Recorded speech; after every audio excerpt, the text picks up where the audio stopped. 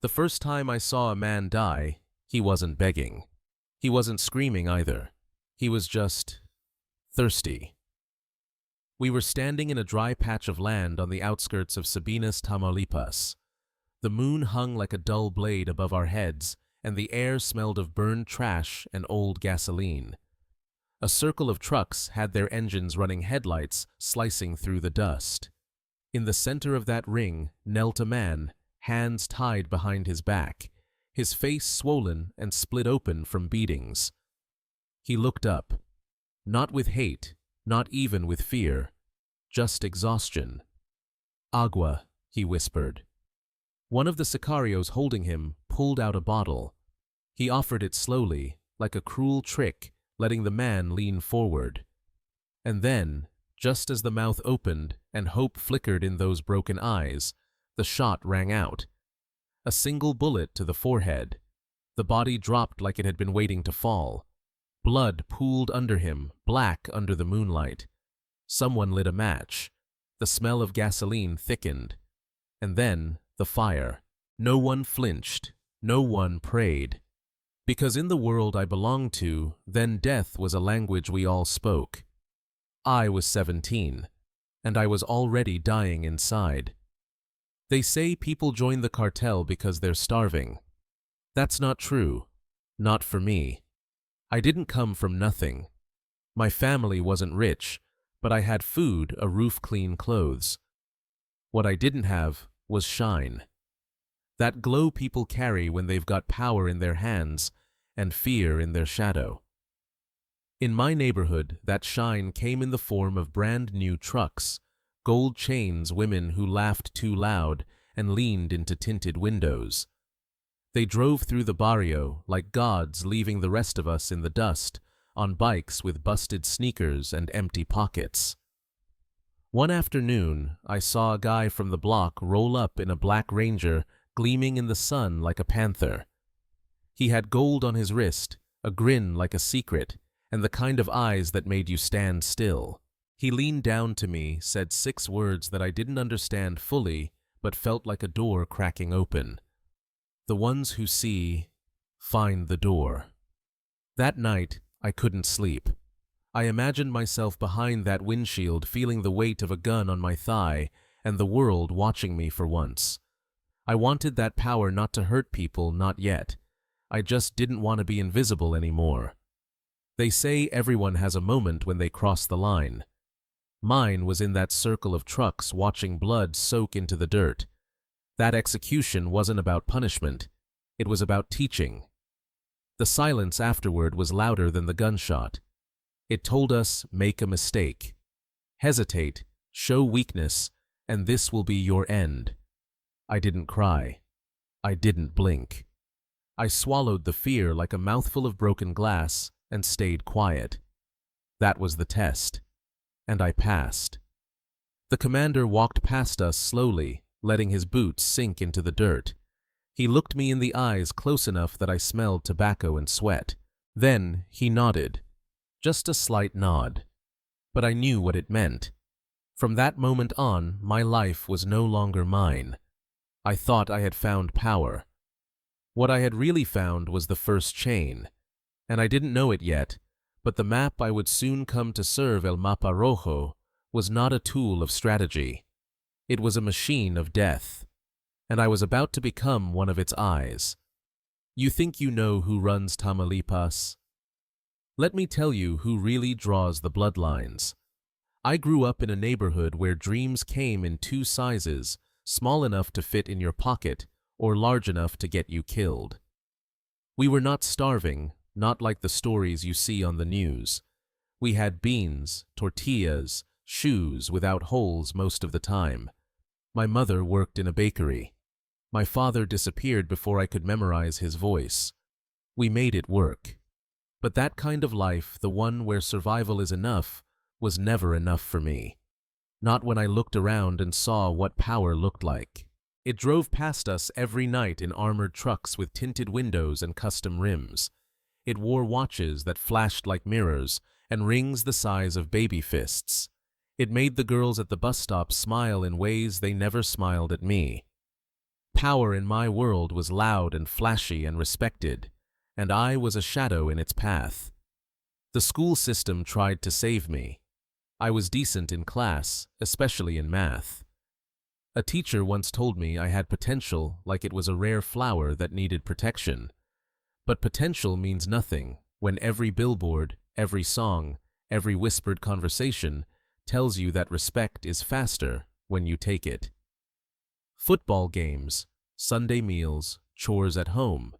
None of it compared to the feeling I got when a black SUV rolled by and I caught a glimpse of the driver holding a gold-plated pistol in one hand and a cigarette in the other.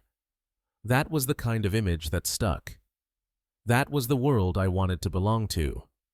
I still remember the exact afternoon it began. The sun was brutal, and we were killing time on the corner, sweating through cheap t-shirts, tossing jokes that no one really laughed at. That was when the Ranger appeared. Black as sin. Clean as death. The man who stepped out was barely older than us, but he walked like he owned gravity. Gold chain, low cap, a calm stare that made you want to lower your eyes. He greeted us like we were old friends, but he only looked at me. The one who knows how to see, he said, always finds the door. That was all. No threats, no promises, just a sentence that cracked something open in me. That night my heart wouldn't stop racing. I lay in bed listening to the fan squeak, staring at the ceiling like it might offer answers. What did he see in me? Was it ambition, desperation, or just a kid too proud to stay invisible? Whatever it was, the next few days felt like waiting for a thunderstorm that never came. I walked the streets hoping to run into him again, memorizing the sound of engines, the shape of shadows, trying to convince myself that I was already changing. Then one night, the call came. Not a phone call, a sign. The same Ranger rolled by slower this time. It stopped just long enough for the window to lower. A nod, nothing more. But I understood. I left my bike behind, told my mother I was sleeping at a friend's house, and walked out with my heart pounding like a war drum. I didn't pack a bag. I didn't say goodbye. Deep down, I knew I might not come back. But I wanted it. I wanted the shine, the danger, the weight of a new identity. The meeting spot was an abandoned basketball court, lit only by flickering street lamps and the headlights of 3 trucks. Men got out, tatted, armed, silent. I stood still, waiting. Then he appeared, the same guy with the same gold chain and the same smile that said everything and nothing at once. He put a hand on my shoulder and said, "If you really have what it takes to stop being a nobody, tonight's the night." My legs trembled, my stomach twisted, but I nodded. And just like that, I climbed into the back of a truck and watched my old life vanish in the rearview mirror. The truck smelled like old leather sweat and burned tobacco. I sat in the back between 2 guys who didn't say a word the entire ride. Their faces were stone, their eyes unreadable. One of them flicked a lighter over and over, the only sound besides the engine and the crunch of gravel beneath the tires. We left behind the city lights within minutes. The neighborhood faded in the mirrors street by street until all I could see was dark countryside and shadows shaped like regrets. I had no idea where we were going, and I didn't ask. That I would learn quickly was rule number 1: silence was survival. After almost an hour, we turned off the road and into a patch of land that looked forgotten by God. Matorrales surrounded a crooked shack made of sheet metal and rust. The trucks formed a semicircle, engines, still running lights aimed directly at the center. They pulled us out and lined us up, 5 of us, all young, all trying to look brave but failing. My heartbeat wasn't in my chest anymore. It was everywhere: my ears, my throat, the soles of my feet. I kept my mouth shut. A man stepped forward with a rifle slung across his chest. He looked like a teacher taking roll call, except his eyes made it clear this wasn't school, and the price for getting an answer wrong was death. He asked our names. One by one we gave them. He didn't write anything down. He just nodded like he was carving each one into memory. Then another man, bigger, angrier, walked behind us and said something I'll never forget. Tonight, we see who's useful. There's no space for cowards. Every word felt like lead in my stomach. The silence afterward was thick. One of the guys next to me, just a skinny kid with acne and eyes too wide, started shaking. He muttered something under his breath. Then he dropped to his knees and started begging. I didn't even hear the gun cock. Just a single clean shot. His body collapsed beside me. Blood splattered across the dirt. No one reacted. That was the lesson. You plead, you die faster. I didn't move, didn't breathe. I felt warm liquid down my leg, and I couldn't tell if it was blood or piss. I stared straight ahead. A third man stepped up, face scarred, teeth yellow from years of smoking. He walked up to me until our noses almost touched. His breath reeked of tobacco and stale beer. He stared into my eyes like he was searching for fear. He found it. But I didn't blink. I held the look, clenched my jaw, did everything I could not to shake. Then slowly, he smiled, not kind, not friendly, just satisfied. He walked away. I had passed. They shoved us into another truck, quieter this time. No one spoke. The road ahead was rough, full of potholes and loose stones. Every bump reminded me that I wasn't going back. I was being delivered to something darker, to someone who would own me. When we finally stopped, the place looked worse than the last. A windowless concrete house with a single light bulb flickering above a rusted door. They brought us in, lined us up again, this time in front of a long table. On it were radios, notebooks, and a folded tarp that covered something I didn't want to guess. One of the men lit a cigarette, then spoke with the kind of calm that feels more threatening than yelling. From now on, your mouths are our cameras. What you say can keep men alive, or send them to hell. As he spoke, another man tapped the floor with the butt of his rifle, each thud marking a beat like a ritual. That night, I learned the language of the cartel. I learned what it meant to see, but not speak, to listen, but never ask. That was my real baptism, not in water, in fear. They gave us our first radios that night, black Nextels, with fresh batteries and antennas wrapped in black tape. Alongside them, a pocket-sized notebook and a pencil so short it looked like it had survived a dozen lives before mine. No explanation, no ceremony. Just these 3 items, laid out like sacred tools. One of the commanders lit a cigarette and exhaled smoke across the room, then leaned against the wall and said, "This is your weapon now. What you say into that box decides who lives and who gets buried." He wasn't being dramatic. He was being precise. He explained that being a halcón wasn't just about watching. It was about hearing everything. The distant roar of engines, the stutter of gunfire miles away, the pattern of sirens, how to tell the difference between municipal, federal, and military patrols just by sound.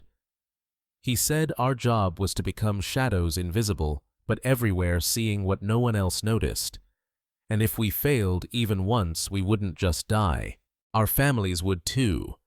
I remember him saying it without raising his voice, like he was reminding us to put on sunscreen or buckle our seatbelts. That was rule number 2. Fear doesn't need volume to be loud. Another man, bigger, with a shaved head and a scar down his cheek, paced behind us, with a rifle slamming its butt against the concrete floor every time the commander finished a sentence, like a metronome of terror. One of the other new recruits raised his hand to ask a question. The scarred man didn't say anything. He just walked over and slammed the rifle stock into the kid's face. Blood hit the floor before the boy did. That was rule number 3.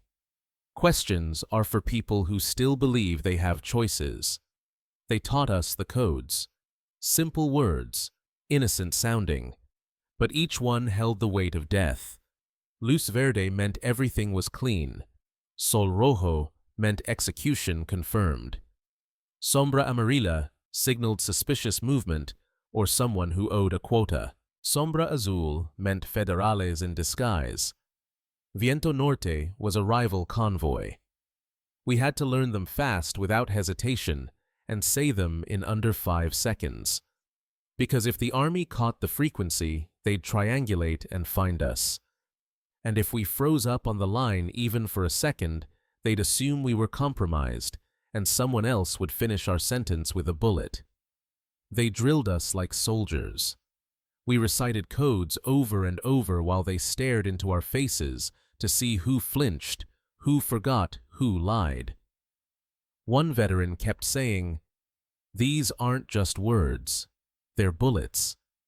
And every time you speak, someone somewhere is loading a gun." The more I repeated them, the more I felt something in me harden, like my voice was no longer mine, like I had become an extension of the radio. After hours of practice, they turned on the real network. Static filled the room. Then voices. Halcones from different sectors, checking in, calling out plate numbers, patrol movements, migrant groups. It was fast, like a current, like blood rushing through the veins of a monster. The commander leaned over to me and said, "This is the true power of the cartel. Not the guns, not the drugs. It's this control of information. He who sees first, kills first." On the wall behind him were photographs, not of enemies, of halcones, young, hollow-eyed, dead. "They made mistakes," he said, pointing to one. He confused Viento Norte with Sombra Amarilla. A whole convoy slipped away. He disappeared 2 hours later.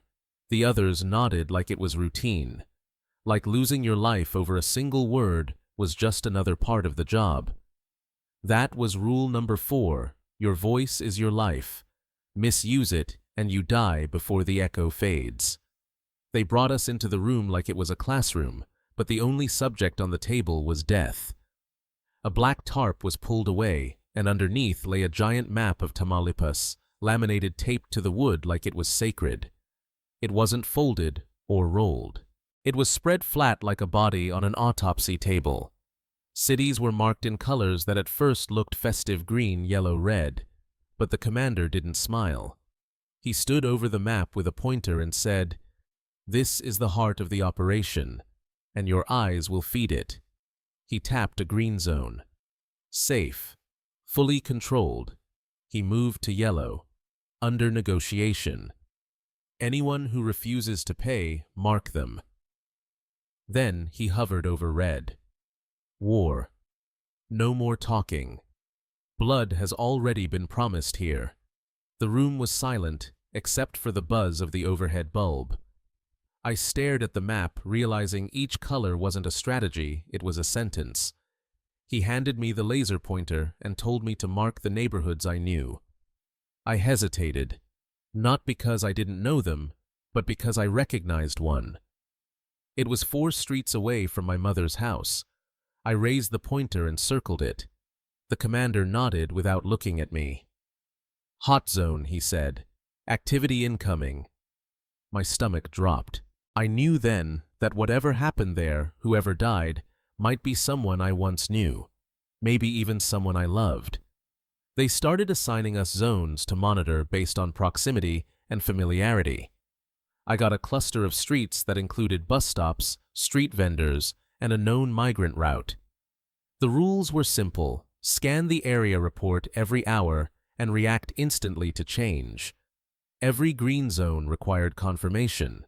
Every yellow zone meant pressure collecting, intimidating, reminding them that silence was not free. And the red meant you watched someone die. The commander circled one red zone with a marker, looked up and said, "Someone will fall here tonight. It's already decided." His voice didn't carry emotion, just fact, like he was reading a weather forecast. The room full of halcons absorbed it without reaction.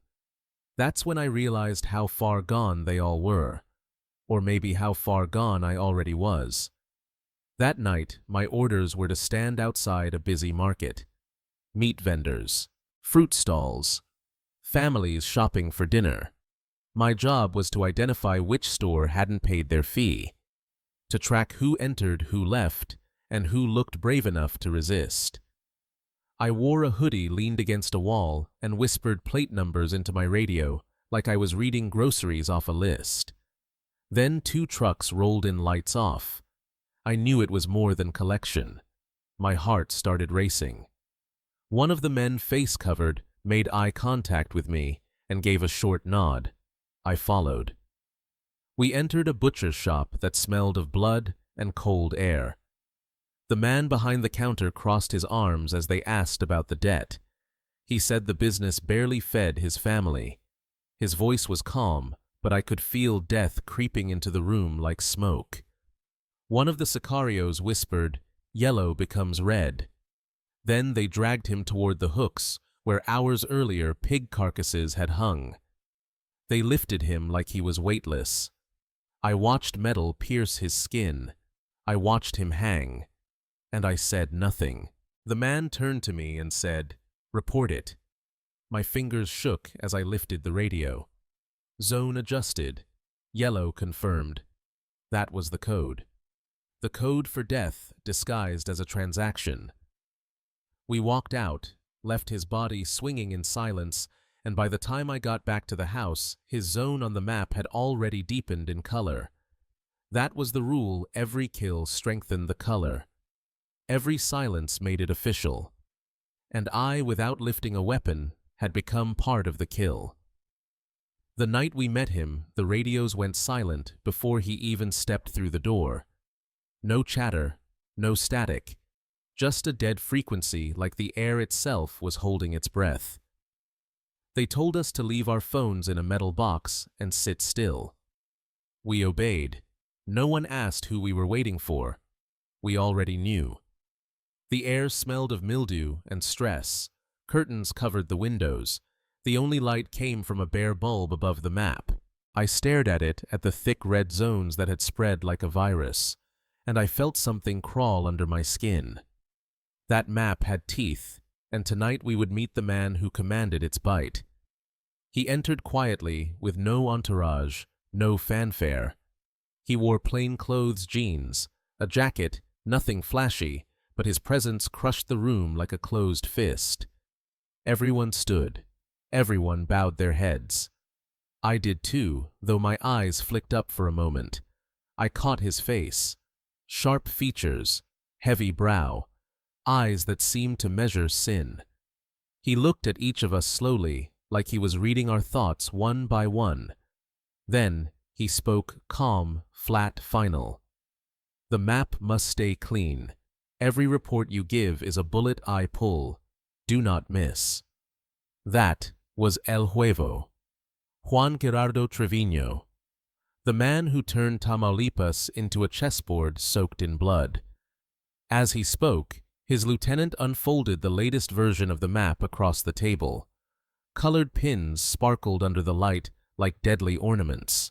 He pointed to a red zone near Anahuac and asked who had sent the last coordinates.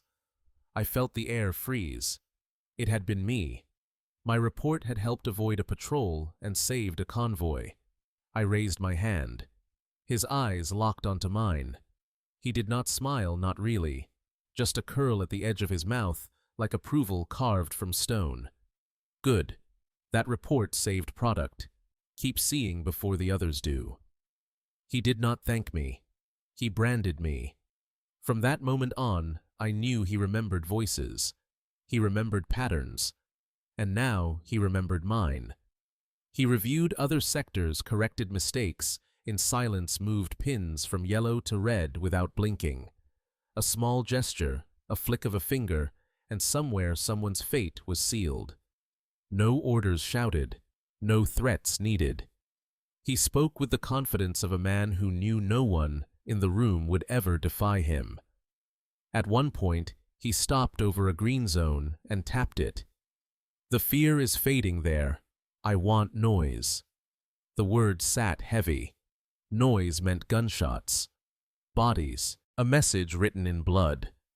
He did not give dates. He gave intent.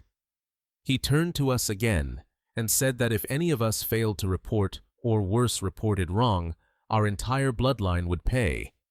That was his word, not just family bloodline, like he would reach backward and forward in time to erase anyone who shared our DNA. I believed him. Everyone did. That night, I walked out of the safe house drenched in sweat that had nothing to do with heat. My hands were trembling, but my face stayed calm. I had learned how to hide fear. El Huevo's final words echoed in my mind like a siren. The map marks homes, not just streets. It was a sentence that tied our work directly to the people we loved. A reminder that loyalty was not a choice, it was a leash. One tug and everything we cared for would vanish. We had not sworn loyalty with a handshake or a contract. We had sworn it with silence, with obedience, with reports whispered into radios that would cross the room, reach the ear of a man we barely knew, and decide who got to see the sun the next day. I used to think yellow was the color of warning, something that gave people time to change direction, to pay up, to back away before things got violent. But inside the map, yellow meant something else. It meant pressure. It meant fear calibrated just enough to break a man's will, but not yet spill his blood. Unless, of course, he resisted. Then, yellow became red, and fast. One afternoon, I was sent to monitor a public market in the center of town. A place packed with noise, with the smell of raw meat sweat and overripe fruit. I posed as just another face leaning against a lamppost hoodie, up notebook, hidden radio tucked into my waistband. My orders were simple: identify who was falling behind on payments, take note of license plates, and report any strange movement. I thought I would just be watching. That was my first mistake. 2 trucks rolled up just after sunset. No lights, no plates. The men who stepped out wore masks and moved like they had done this too many times to care. One of them gave me a nod, not a greeting, a signal. Follow. We entered a small butcher's shop on the corner. It smelled of iron and cold blood. The man behind the counter was maybe 50, hard lines on his face, dirt under his nails. He looked tired, not scared. That would be his mistake. The sicarios told him he was late, that the quota had gone unpaid for 2 weeks. He didn't shout or beg. He simply said the business was dying, that his family needed to eat too. His voice didn't shake. That was enough. The man standing beside me leaned in and whispered, "The yellow turns red now." Then they dragged him out from behind the counter. The butcher didn't fight. He just stood, tall arms out, as if ready for whatever came next. They lifted him onto a meat hook, still slick with blood. I heard the metal tear through his shoulder, heard his breath catch in his throat. I didn't move, didn't blink. One of them turned to me. "Report it." I pulled out the radio and said the words I had been trained to use. Zone adjusted. Yellow confirmed. That was code. Code for death. Code for payment enforced. The phrase sounded like a receipt, like an invoice being settled. I hated how easily it came out. We left the body hanging there, visible from the street. Customers outside stood, frozen eyes wide, but lips sealed. No one screamed. No one ran. That was the power of yellow. It bled into the pavement and taught lessons without lectures. Fear did the talking. Back at the house, I watched the commander update the map. He ran a red marker over the zone, deepening its hue. Each death, he said, strengthens control. The more they see, the less they ask. I realized then that the color yellow was not a warning. It was a promise, a quiet deal, pay or die. No middle ground, no delays. And when someone crossed the line, we did not erase them. We absorbed them into the map, into the color, into the system. From that day forward, I could no longer walk through a market without hearing the sound of metal hooks. The smell of meat always reminded me of that shop, of the man who stood tall and was still hung like a carcass. I had not killed him, but my report had sealed it. I understood then that the yellow was not less cruel than the red. It was simply more patient. And now, whenever I saw a yellow zone glow on the map, I knew someone had already been chosen. They just did not know it yet. They called them Casas Seguras safe houses, but there was nothing safe about them. They were more like nodes in a living organism pulsing with paranoia and radio static. Each one was different. A small apartment above a bakery, an abandoned finca in the outskirts, a room behind a car wash that always smelled like burnt oil. No signs, no addresses, just a mattress on the floor, yellow light bulbs and radios that never stopped whispering. Every few weeks, they moved us. No warnings, no explanations. One night you were in Nuevo Laredo, the next you woke up in Reynosa or Sabinas with a new handler, new codes, and new rules. We were ghosts trapped in a circuit designed to erase memory and identity. The excuse was always the same: security. We were told the rotations were meant to throw off rivals, confuse the army, protect the operation. But I started to understand it differently. It wasn't just to disorient the enemy. It was to disorient us. Keep us off balance. Prevent us from building roots or trust or escape plans. Each house had a different system, different camera angles, different passwords, different punishment routines. You learned fast or you disappeared. That was the rule. In one of those houses, I was placed just 3 blocks away from an elementary school. Every morning, I could hear the laughter of children through the thin walls as I sat inside cataloging patrol routes, recording plate numbers, measuring shadows. It was the sound of life against the silence of the dead, a noise I was no longer part of. That contrast cut me deeper than any threat ever could. One night, I heard a distress call on the radio. A halcón had missed a report about a convoy of Marines entering a zone. His voice cracked as he tried to explain. The signal went dead mid-sentence. A few hours later, I heard the same zone marked red. No follow-up, no ceremony, just a shift in color, a disappearance. That was how we were reminded the only safe thing was silence, and even that had an expiration date. The longer I stayed, the more I realized that none of us mattered. We were replaceable, interchangeable, a voice with a code, a coordinate in motion. We couldn't trust each other. We couldn't even trust ourselves. Every error, every hesitation, every whisper could be the last. And yet, we kept reporting, kept feeding the map, kept living like insects under glass. One night, the commander read a list of names aloud, halcones who had failed. 2 of them were kids I had spoken to just days earlier. One had lent me a battery. The other had shared part of his dinner. By morning, they were gone. Nothing left but an empty mattress and the sound of the radio switching frequencies. No one asked.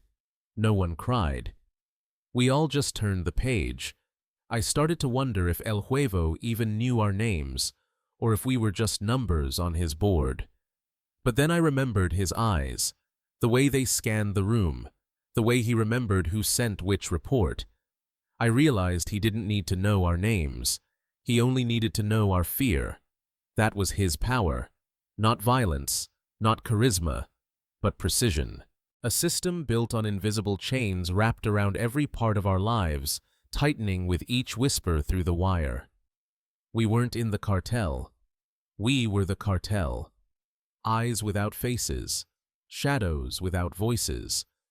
Instruments tuned to a single frequency, one that never played music, only orders. And I knew then that even if I found a way out, the map would never let me go. It started with a whisper, not from a radio, not from a commander, from inside me. A whisper that said, "Get out, run, leave before they turn your name into another red dot." I ignored it at first, buried it under routines, radio checks, route logs, checkpoint surveillance. But it grew louder every time I heard a child's voice outside the safe house, every time I smelled blood on someone else's clothes, every time I stared at a hook in a butcher shop and saw a man instead of meat. The breaking point came on a night thick with dust and heat. I was stationed near a trail used by migrants, families mostly. Children with worn shoes, mothers carrying babies in scarves. They were easy to spot, easy to report, easy to condemn. The map didn't care about innocence. Migrantes sin passé were worth more dead than alive. I saw a family young couple, 2 daughters' dusty faces, hope still flickering in their eyes. I had seen hundreds like them. This time I couldn't look away. I approached them under the guise of checking their bags. Whispered, "Turn around. Go back. This road is marked. You'll die here." The father stared at me, unsure if I was warning or threatening. He nodded, turned and vanished into the brush. I hoped I had saved them. I hoped. But hope does not exist in the cartel. Minutes later, my partner reported I had taken too long. The commander called in. I lied, said the bag had a hidden pocket, took time. He didn't question it. Not out loud. But the next morning, one of the lieutenants stared at me too long. He said nothing. He didn't need to. I had been marked, not on the map, in their minds. That was when I began planning my escape. I started pocketing bills from the payments they handed out, folded them into the lining of my shoes, stitched them into the waistband of my pants. It was dangerous.